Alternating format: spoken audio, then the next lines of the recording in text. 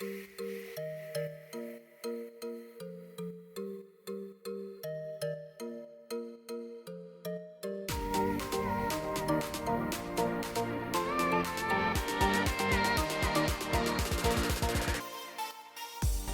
is the Reading with Rachelle podcast, where we will explore history we never learned in school but wish we had. I'm Rachelle Chase, an author and a columnist, and this week's book is Hannibal's Invisibles by Faye Dant. Hannibal, Missouri is known as America's hometown, due to it being the boyhood home of Samuel Langhorne Clemens, who's better known by his pseudonym Mark Twain. If you visit Hannibal, you can learn a lot about Twain. There's the Mark Twain Museum, the Mark Twain Boyhood Home, the Mark Twain Caves, just to name a few options. But up until 2013, what you wouldn't learn much about was the Black population in Hannibal. Despite the fact that enslaved people lived in Hannibal and, according to the 1860 census, 25% of the population was Black. Despite the fact that Jim, a main character in one of Twain's most popular novels, Adventures of Huckleberry Finn, was based on a real man named Daniel Quarles, who had lived with Twain's favorite uncle in Florida, Missouri, before moving to Hannibal years after emancipation. According to my guest, author Faye Dant, the only public acknowledgment of Blacks in Hannibal was a 1934 sign welcoming visitors to the city, which contained the following: "Here Huckleberry Finn and Inward Jim stopped for a few days on their way down the Mississippi." Of course, the sign didn't say N-word, it used the real word. In 2013, after collecting photographs and historical memorabilia for years, Faye opened Jim's Journey, the Huck Finn Freedom Center, to share not only Dan Quarles' story, but to share and preserve the history of Black Americans in Hannibal before, during, and after the time of Twain. Faye's book, Hannibal's Invisibles, released last year in 2024, provides a deeper look into this history. I was thrilled to travel to Hannibal, Missouri to interview Faye for this podcast and to conduct the interview at Jim's Journey, the Huck Finn Freedom Center, which I learned was built by enslaved people in 1837, was used by the Union Army during the Civil War to store ammunition, and may be the oldest operational building in Hannibal. In this episode, we talk about the Freedom Center, Hannibal's Invisibles, and the Black experience in Hannibal, Missouri. Check out the show notes for more information about my guest, Faye Dant, Jim's Journey, the Huck Finn Freedom Center, and me, Rachelle Chase. All right, Faye, welcome to Reading with Rachelle. It's so great to have you on today. Oh, good. Thank you for asking me. I appreciate it. Yeah, well, I'm excited to be actually sitting here in the museum. I think I mentioned before that I had stumbled across Hannibal when I was going on my way to Springfield. And then when I drove in here, I saw the Jim's Journey, the Huck Finn Freedom Center, and I thought, oh my gosh, I have to go there. So I'm really happy that today we are actually sitting here in your museum and having this interview. That's awesome. This is the only Black History Museum in Northeast Missouri, and it's the only museum that lifts up a man named Daniel Quarles, the prototype for Jim in Huckleberry Finn. Mm-hmm. I want to go back a little bit. You said something in your book, Hannibal's Invisibles. Before the museum, before the book, you talked about a sign that appeared that kind of welcomed people into Hannibal and the fact that it was there for 50 years. Can you talk a little bit about that? Because I think that's kind of key to this kind of erasure of Black people and the Black experience and Black contributions in Hannibal for so long. So can you speak a little bit about that sign and what it was? Good. Yes, the sign was at the riverfront, and it was a big, huge iron sign. I'm not even sure what you call it, but at any rate, it was put there in 1934 by the Missouri Historical Society. And when I did, the sign made reference to Nigger Jim. And it was, again, at the riverfront, and anybody that visited Hannibal or had any interest in Mark Twain, they were going to see it. Mm-hmm. In my research, I learned that the person on the Missouri Historical Society that was responsible for that sign, and a number of other signs here in Hannibal, was a son of a former enslaver. So that kind of gives you a sense for Hannibal and the fact that most of the stakeholders, most of the politicians, most of the businessmen, most of the the people, white people, I'll say that, in leadership roles are descendants of enslavers. Mm-hmm. And so they thought that was A-okay to put that sign there. Mm-hmm. Again, it disappeared in 1985, and I have done a lot of research to try to find the sign, because some still exist in their original spot and some have been stored, and I can't find it. And I contend that if I didn't have the photograph of it, they would probably say it didn't exist. It never existed. Right. But at any rate, it's Nigar Jim that it makes reference to. Mm-hmm. And that's kind of, to your point, that's what made me do the museum. I wanted Jim to have a spot and Hannibalians to have a spot where we didn't have to be embarrassed for Jim. Mm-hmm.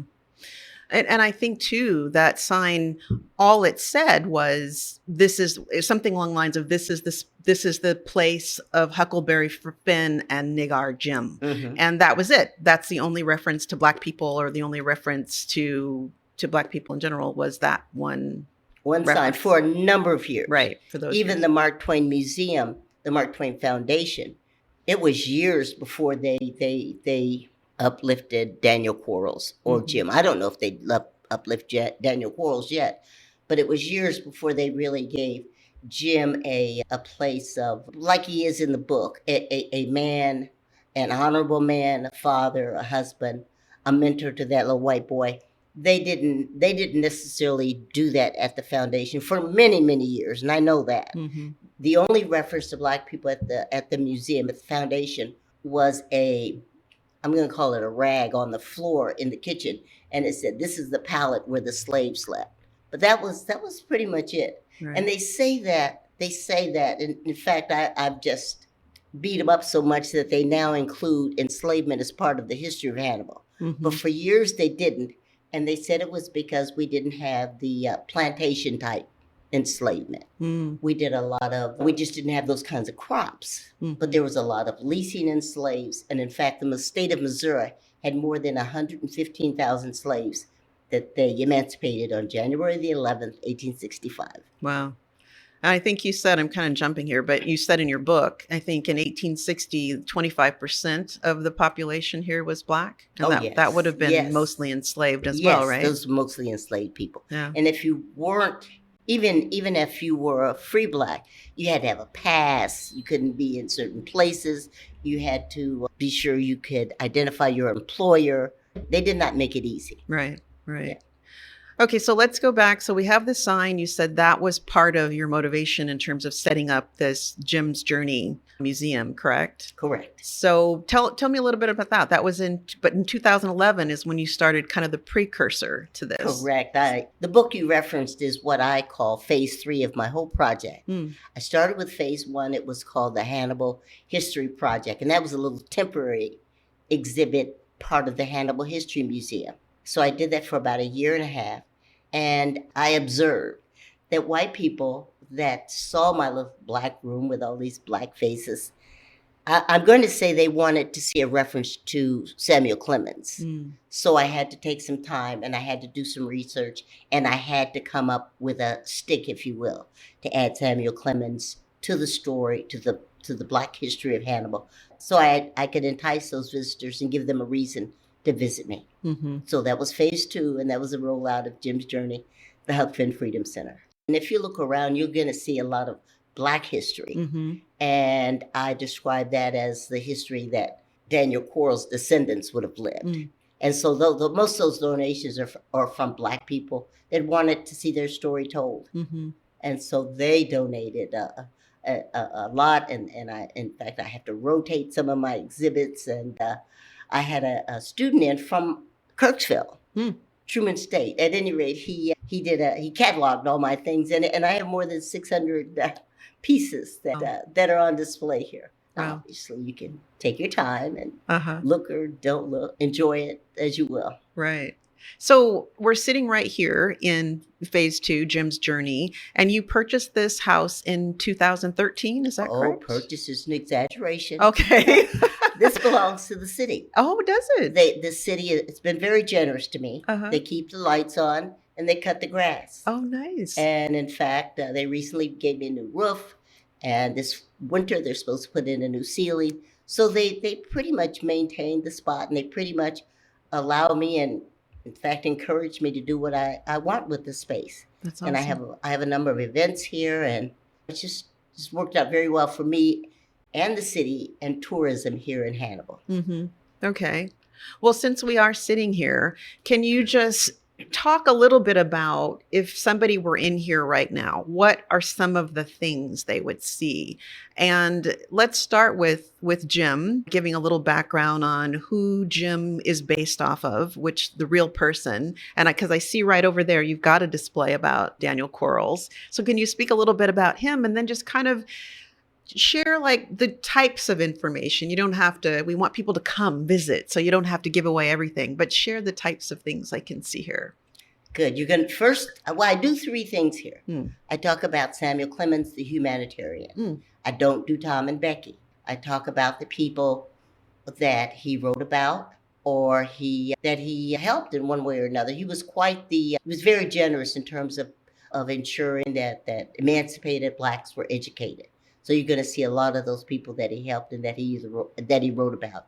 And then obviously I have to talk about Daniel Quarles, because Daniel Quarles has his own story.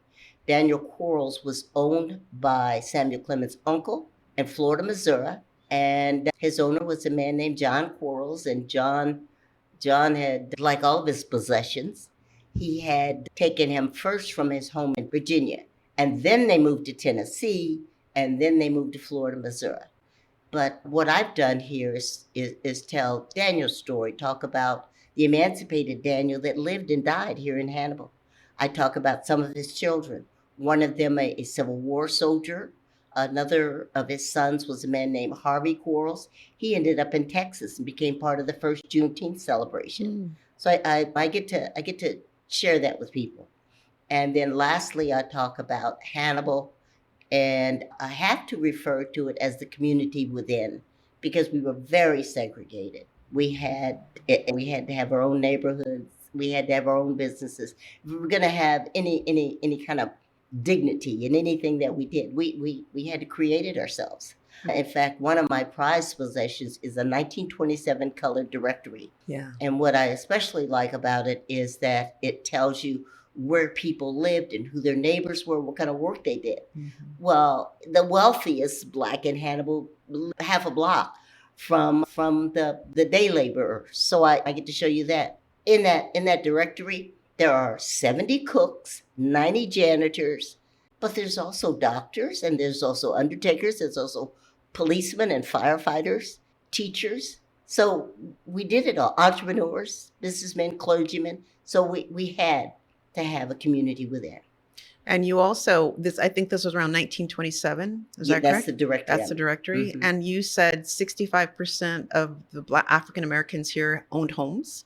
Yes, I did find that was according to the directory I have. Right. They were homeowners. What an achievement that was. Exactly. In fact, the first Black community, I contend that the first Black community of formerly enslaved homeowners was here in Hannibal. They created this little haven called Douglasville, and that's where we had our first Black church. That's where we had our first Black school, and that's where the enslaved people could buy plats of land and build houses on, cabins, if you will. And they were probably some pretty rickety little shacks, but it was theirs. Yeah. And so I think that was interesting because you mentioned this was before the Civil War, and was it John Douglas? No, just after the Civil War. After. Yeah, that's when we built up the community. Right. It was a man named Joe Douglas. Joe Douglas. Yes. He was just a man, half Black, half Native American. He bought these plats of land not far from downtown, and he resold them once the Black people were emancipated, and they could purchase homes, if you will. Yeah. And I think you said there was a tie to, people were trying to tie him to Samuel Clemens's work as well. Tom Sawyer, correct? Oh, right. Our stakeholders were. Because there's so much income and so much dependence on tourism that every opportunity they get, they try to make some sort of connection to Samuel Clemens. Well, you see the hotels and the restaurants and the car dealerships. I mean, that Twain is everywhere. Mm-hmm. Yeah. Yeah. Yeah. When I first came out, I wrote an article and it said, "Move over, Tom and Becky." I like it. I like it. Yeah. So some of the items that we're talking about now are in your book. So before I go deeper in the book, are some of the things that you just mentioned, are they also here in the museum, in the Freedom Center? Well, probably one of my early finds was at the Library of Congress. Mm.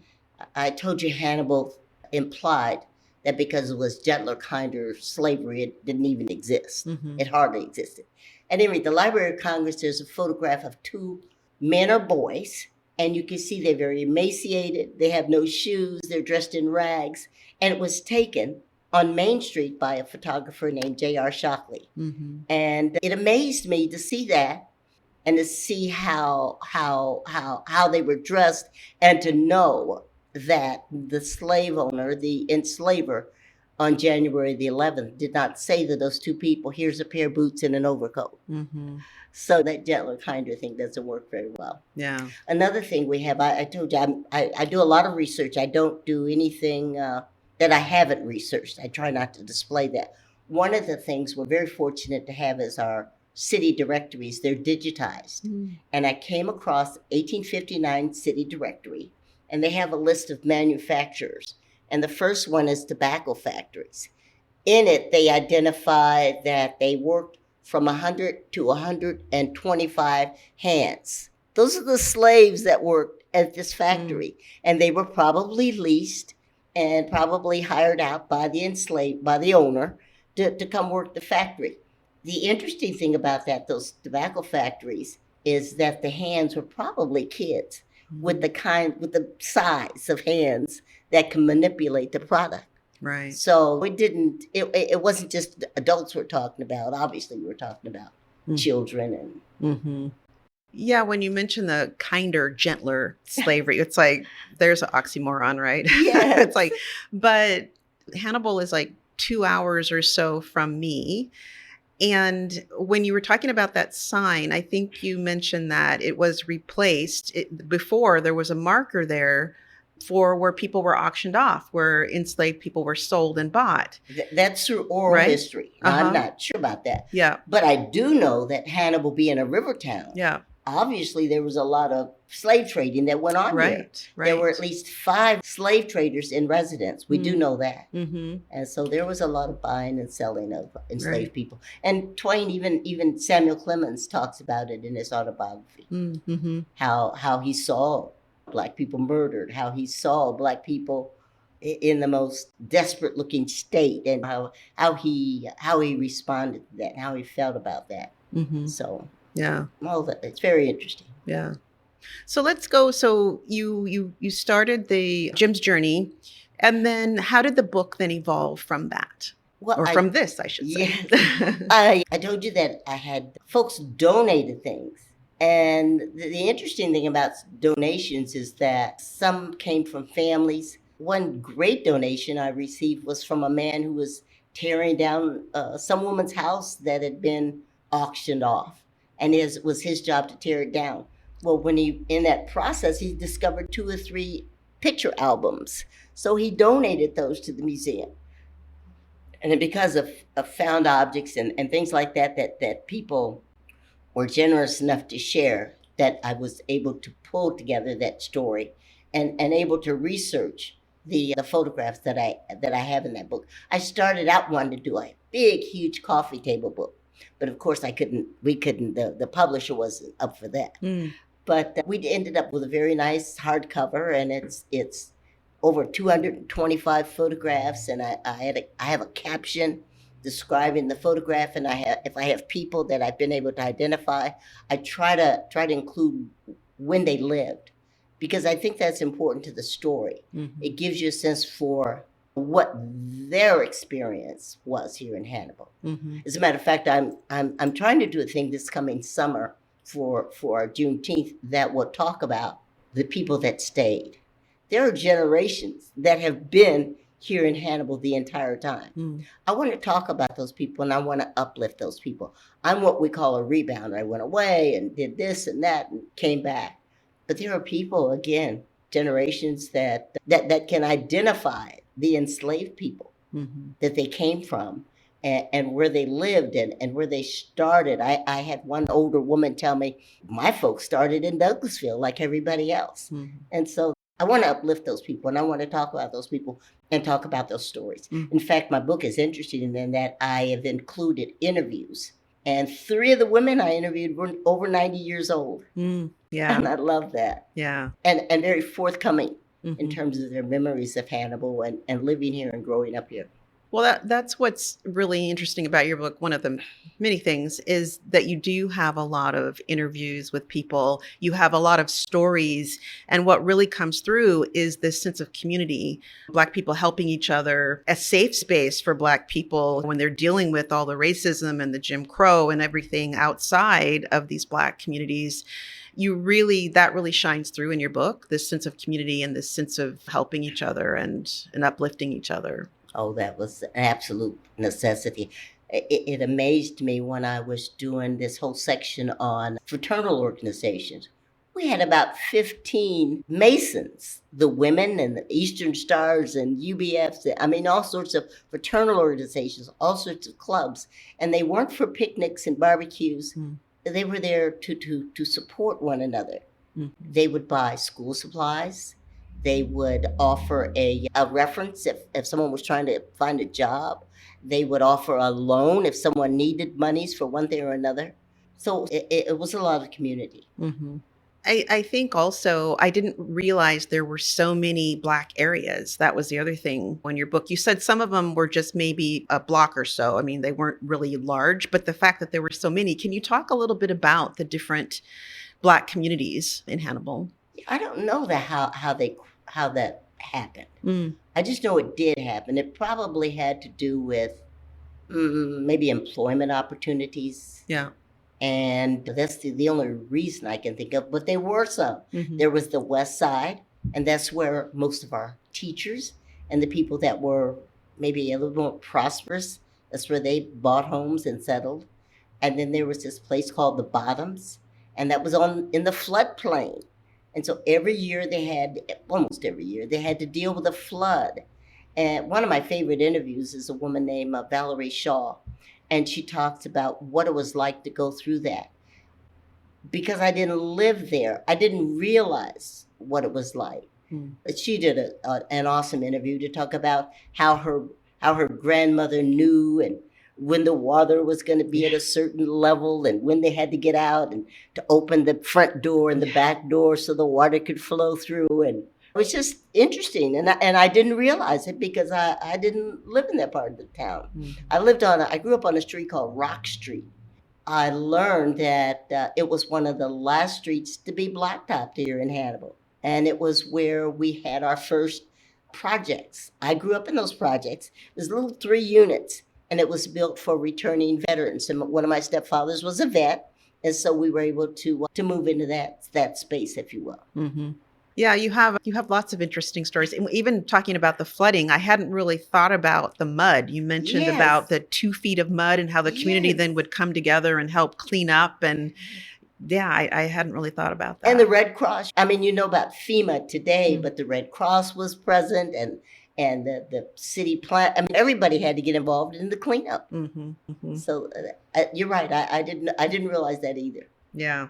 So I wanted to ask a little bit about when people read the book or they come to the museum, what is it that you want them to take away from this? Either one.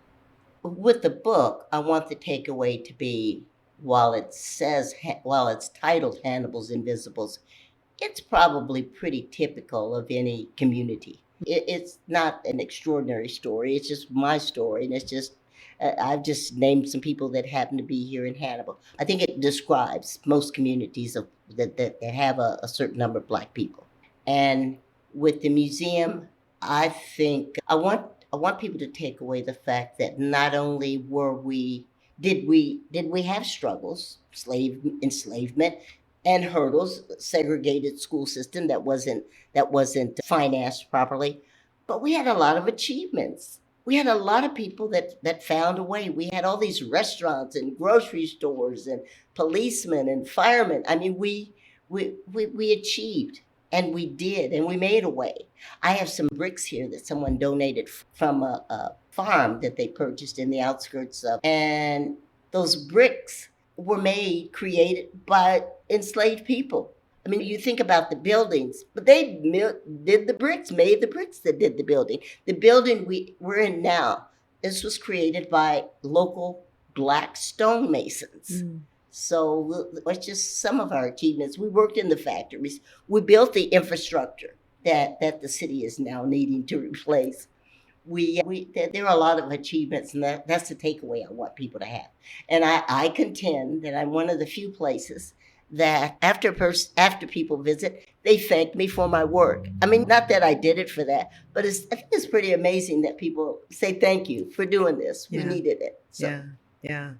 Well, what I think also is remarkable is that in my town, we had, a thriving African-American community, but it's gone. There's no record of it. I don't even know if there's many photos. I think in my town, there are I have not been able to really find photos. If they are, they're like photocopies of images or like old articles that are photocopied that are just like in a folder. But the fact that you've been able to, put together this book that even though a lot of these places, I don't know, do any of these places still exist that are in your book? No, very few exist. Yeah. That's another reason I did it. Most of the people are gone, the places are gone. Yeah. But so you were able to tell the story of this thriving African-American community, and then also before emancipation and then after, and really tell this concise history. I think that's really admirable. It was hard research, but it was good research, and I was committed to getting it done. Mm-hmm. And I did a lot of oral history. I have a lot of people that I chatted with to bring these stories to life and to tell these stories. Mm-hmm. Another thing, I mentioned the digitized city directories. Our death certificates are digitized. And there is so much information I glean from those. And then I have to partner with a lot of organizations.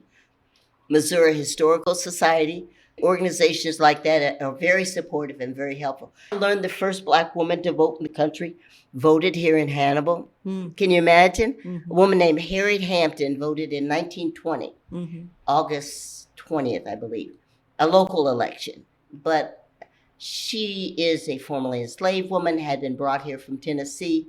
So can you imagine what gave her the wherewithal to say, I'm going to go vote? Yeah.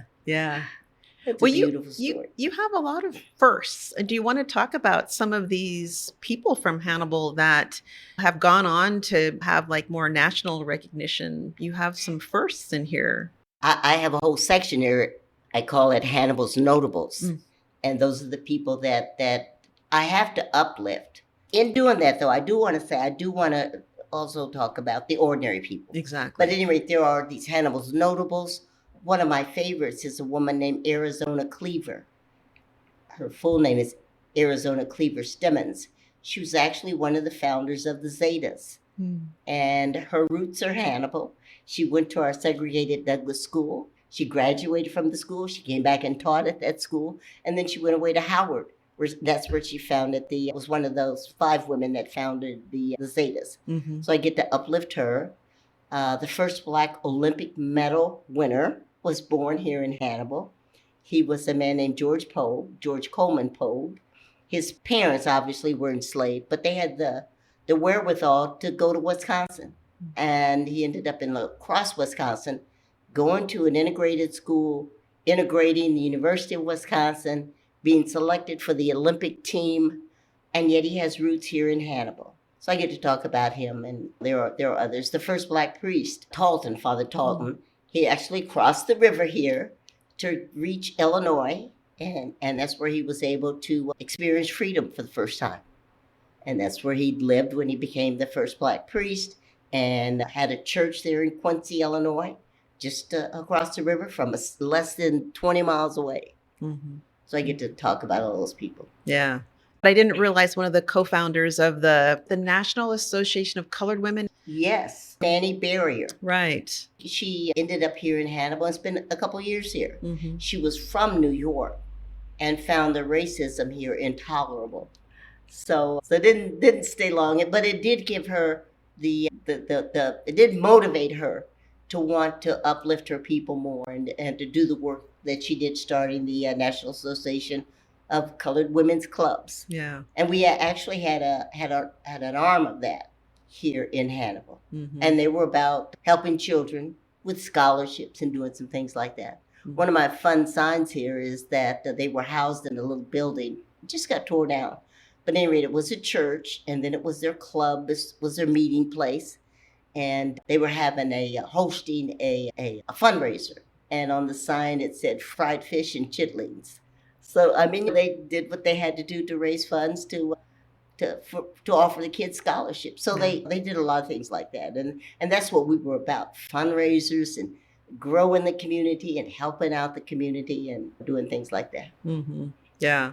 I think the reason why that one stuck out was because the women in that organization, it was nationwide. I mean, we had numerous chapters in Iowa and different cities. And it was amazing how these women would travel to the national conventions, and they accomplished so much. So I think that's why that had stood out, because I didn't realize one of the co-founders that actually was motivated, like you said, by the racism here to actually start this. To do something about it, right? To do something for her people. Exactly. Yes. Exactly. So you've got this beautiful poem in your book by Lena Doolin Mason. Isn't that a beautiful poem? That's a beautiful poem. A Negro in It. A Negro in It. Yes. It's lovely. It's a beautiful poem. And it's so much to the poem. When McKinley, President McKinley, there was an assassination attempt, and it was successful. But at any rate, the first person to cover his body and to try to shield him from the murderer was a Black man. Yeah. And she wrote a poem about him, and it's a beautiful poem. And she was actually, I can give you her address, where she was raised and where she married, and the AME church where she worshiped. She ended up being not only a poet, but an evangelist as well. And she has a lovely story. Mm-hmm. So is there anything else that you want to add that I might have missed? Mm-hmm. My project that I'm working on now, and I'll be able to flesh that out in 2025, is I'm trying to develop a list of historically significant African-American sites in Marion and Rawls County. And those are the two major counties here that I have to relate to. Rawls, because it was it represented the state, if you will, for this part of the country. And in Marion County, it's where most of the people I talk about, where they lived and where they thrived, and where their story begins and or ends. So I get to do that. Oh, great. When is that?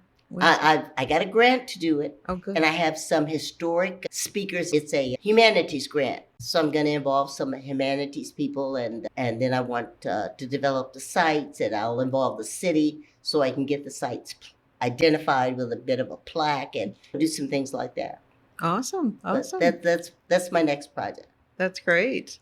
So where can people find out more about you, your website? You said you also have a Facebook page. The Facebook page is Jim's Journey, the Huck Finn Freedom Center, and the website is jimsjourney.org. One of the things I also want to do is encourage people to do this in their towns, because there is some history there, and you don't have to have a Mark Twain to tell this history.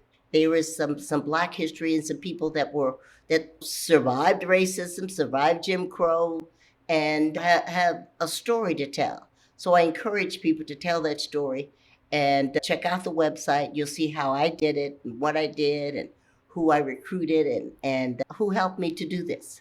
So I appreciate you asking that question. That's awesome. And then Hannibal's Invisibles. Yes. Where can people get your book? Good. It's on Amazon. It's on Arcadia, and I think it's Goodreads. And if you contact me, I might be able to send you one. All my contact information is on the website, so you'll be able to reach out to me. And I see copies right here in Jim's Journey, so they can also get them here. Yes. All right. Yes. Well, thank you so much for being my guest on Reading with Rachelle. It was great having you. Good. Thank you for the invitation. Yes, my pleasure. All right.